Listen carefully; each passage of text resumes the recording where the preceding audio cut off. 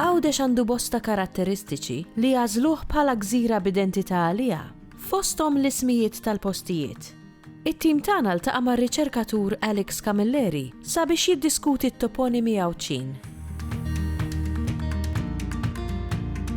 Jiena stħarriġt fuq ċertu ismijiet tal-postijiet u l-kultura marbuta magħhom kemm fil-Gżejjer kemm f'Malta u kif ukoll anki f'Għawdex. Fil-każ ta' Għawdex ħarrist forsi anke naqra b'mod partikolari lejn l-inħawi ta' Dwejra għal raġunijiet bejjax huma interessanti, bejjax forsi kelli anke l-opportunità niltaqa' anki ma' nies xjuħ tal-post li allura kellhom anke ċertu għarfien ta' ċertu dettalji. Ġifieri u dina anke ġbart diversi tarif minn hemmhekk. Fost oħrajn fil-ħawi ta' Dwejra, parti l-ismijiet l-iktar magħrufin bħalma kellna t-Tieqa u l-Ġebel tal-Ġeneral. Hemm oħrajn pereżempju li huma interessanti ħafna, pereżempju bħal hemm l-Art tal-Bumarini.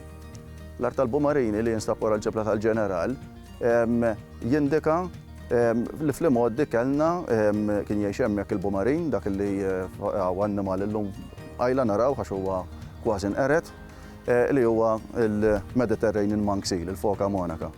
Ġifieri li kien jgħix hemmhekk proprju għax dal-ar jipprovdi ambjent ideali għalih. Naħat ukoll flerin fil-baħar ta' wara t-Tieqa pereżempju nsibu l-Art tal-Barba.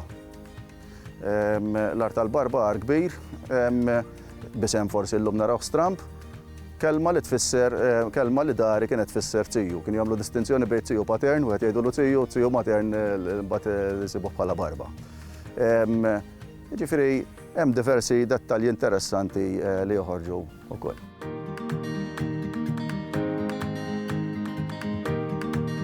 Pereżempju n-naħa tal-qala insibu l-Għawajriet. Għawajriet, plural ta' Għawajra, Għawajra huwa għar żgħir. Fil-fatt huwa post fejn għandna diversi għerien żgħar fil-baħar illi nsibuhom hemmhekk. Għandna pereżempju wieħed mill-Lola Sisien li għandna, Ras il-Wardija. Pereżempju il-kelma Wardija li anke nsibuha f'Malta, però f'Għawdex għandna proprju Ras il-Wardija bejn Dwejra u Xlendi. Wardija hija taħsira tal-kelma Taljana gwardja. Huwa post fil-għoli, post anki strateġiku ġifier fejn il-kosta tilwi f'daqqa u post li kien allura tajjeb ħafna biex minnu ssir ilassa. Għandna mbagħad il-postijiet li huma msemmijin għal kappell li hemm jew nkella kappell li kien hemm dari. Ġifieri naf jekk aħna nitkellmu dwar Għawdex però għandna l-Gżira ta' Kemmuna li tagħmel Għawdex ukoll.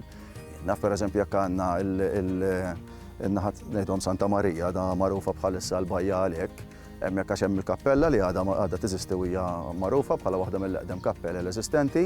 Għandna wkoll pereżempju l-bajja l-oħra ta' San Niklaw. Illum ma tara xejn, però hemm xi jindika li seta' kien hemm xi kappella oħra hemmhekk pereżempju.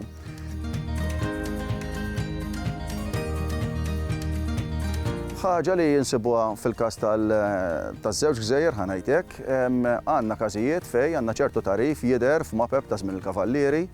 Għandna wkoll pereżempju tarif li inkiteb ġifieri speċifikament dwar Għawdex, pereżempju jispikka minn dan il-lat il-kitbiet li kellna ta' Gian Pietro Aġust de Soldanis fis-seklu 18 lejn l-aħħar tas-seklu 18.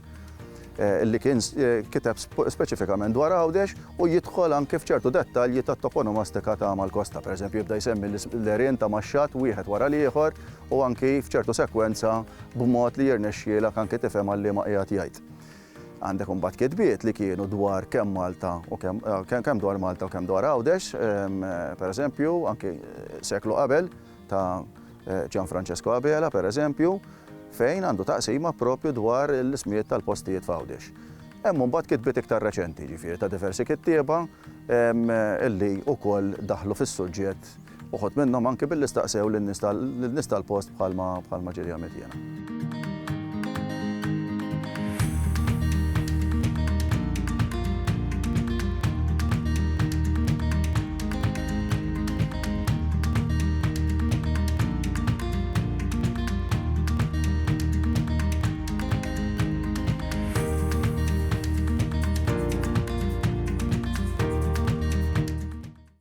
il-Sinna jixtieq jirringrazzja lill-Aġenzija Nazzjonali tal-Litterizmu, lill-Ministeru għall-Edukazzjoni u x-Xogħol, lill-Kunsill Nazzjonali tal-Ilsien Malti u lid-Dipartiment tal-Malti fil-Fakultà tal-Arti l-Università.